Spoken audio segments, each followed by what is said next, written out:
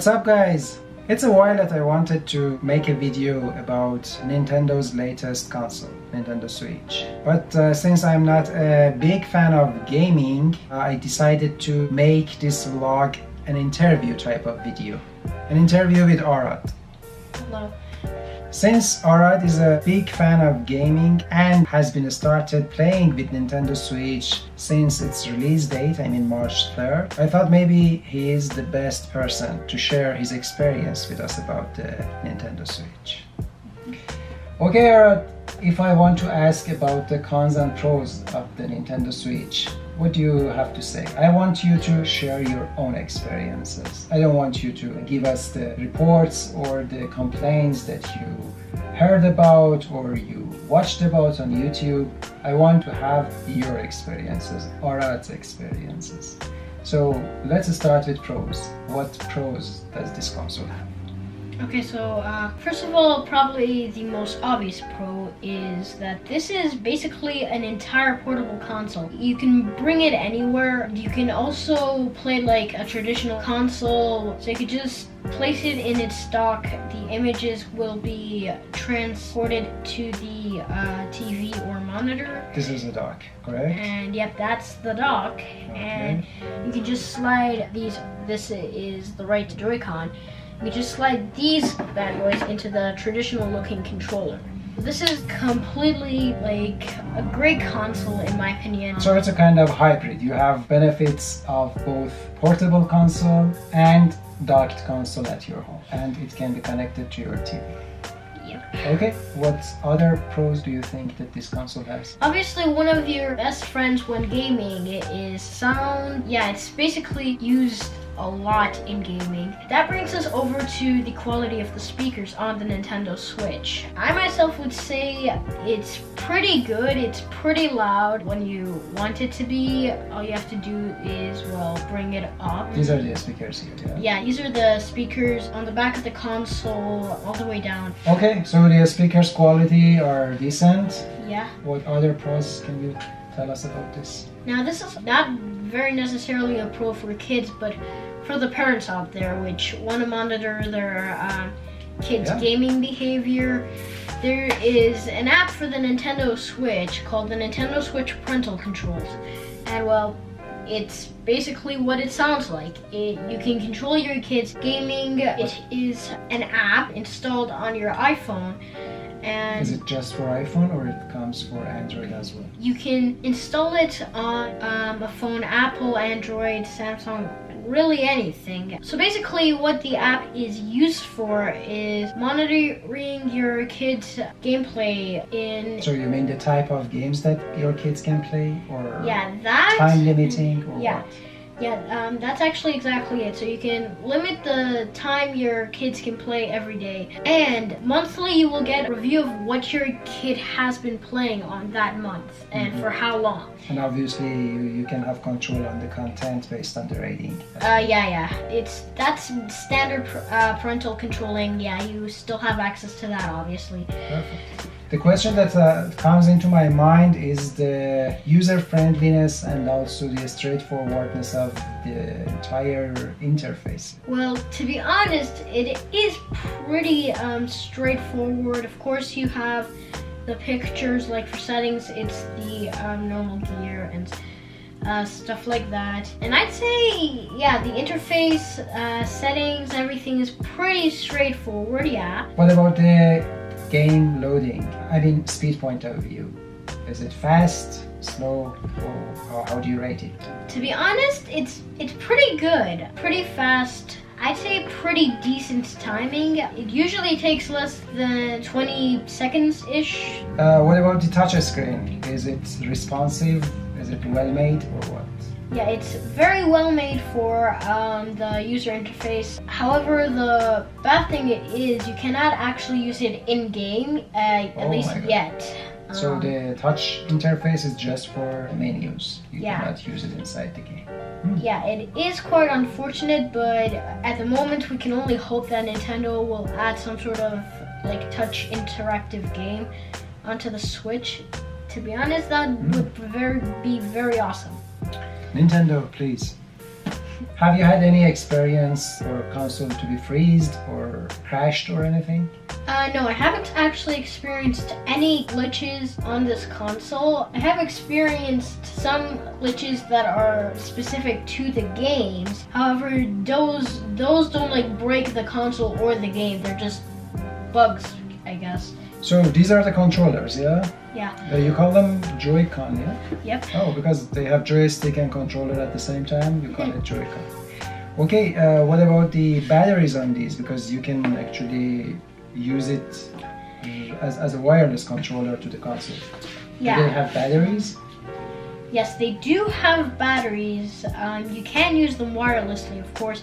If you couldn't, then it wouldn't come with any of these. Now... Yeah, you can use it on these as well, yeah? I'm gonna have to admit something very awesome, but also very strange and impressive at the same time here about the battery on the Joy-Cons. I've heard, I haven't actually had even one of these run out of battery yet, but I've heard that the battery in these Joy-Cons lasts for up to 48 hours. 48 hours? I'm actually serious. Oh my god. Have you ever had any issues with the batteries of the controllers? No. Never? No, I haven't had them disconnect or anything. Oh my god, that's so good.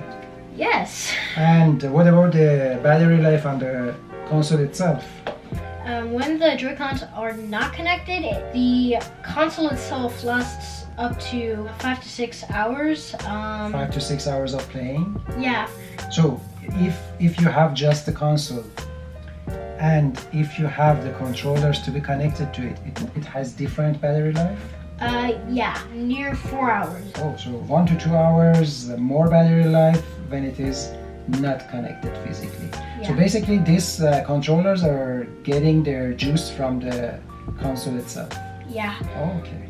Okay, what is the screen resolution of this display? It's 720p when it's not docked. And what about when you're connecting it to the TV? Is it the same resolution or no? No, it actually gets upscaled to 1080p. Okay, so it will be full HD. Yeah, it will be full HD, yeah, but the graphics itself, actually, as surprising it is, when it's not docked, you'll actually get a better graphics. So the graphics on this display is better than what you get on TV. Yeah. Okay. What about the OS itself? Is it possible to install applications? Is there any app store that you can connect to, just like Apple, Xbox, Sony, PlayStation? Can you install applications on this console? So at the moment, yes, it does have a game store called the Nintendo eShop. Is it a game store? Yeah, what about App Store? No, it doesn't actually have an app store. So you mean you cannot install any apps on it? No, the operating system is only for games at the moment. The Switch does come pre-installed with Twitter and Facebook, which you can link to any account. Does it come with any internet browser or anything? That's probably going to be one of the worst things about the Switch. It doesn't actually have any browser. No Internet Explorer, no Microsoft Edge, no Google Chrome, none of that. Really? So you cannot connect to internet?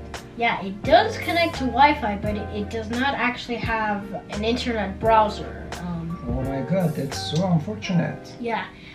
What about YouTube? What about playing videos? What about playing music on this console? Again, you cannot do any of that. You cannot connect to the official website. You cannot you cannot download any apps for that. That's one of the unfortunate things that I am hoping in a future update Nintendo will add to the Switch. Oh my god, Nintendo, this is one of the unfortunate things about this console. This is a portable console with a very big screen. It's very good to browse, it's very good to play videos, it's very good to play music, and as far as I know, yeah, there is a headphone jack on it, so why not?